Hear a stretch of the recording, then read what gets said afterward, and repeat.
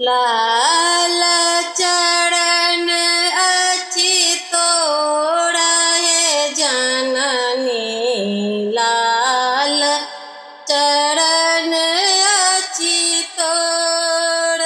लाल चरण अछि तोर हे जननी। लाल चरण अछि तोर। लाल रंग पहिरन लाल रंग ओढ़न। लाल शोभै चारू कात हे मैया।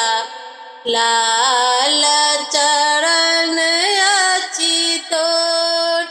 लाल चरण अछि तोर हे जननी। लाल चरण अछि तोर।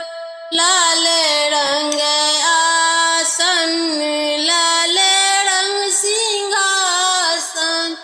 लाल टंगल अछि मोर हे जननी। लाल चरण अछि तोर। लाल चरण अछि तोर हे जननी।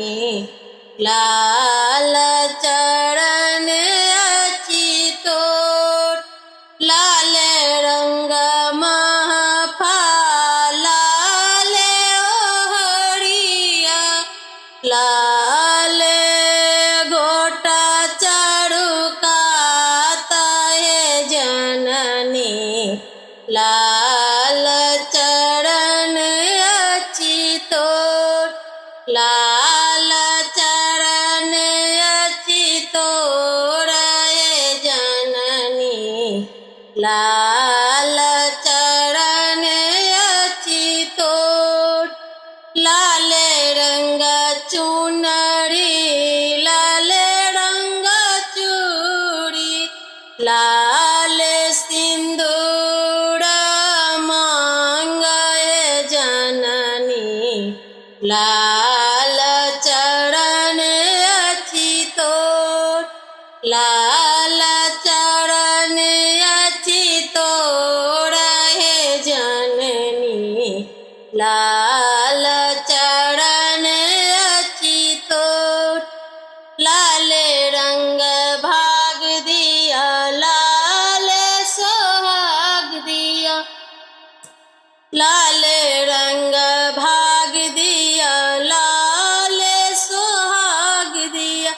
लाल कोड़ा बालक हे जननी।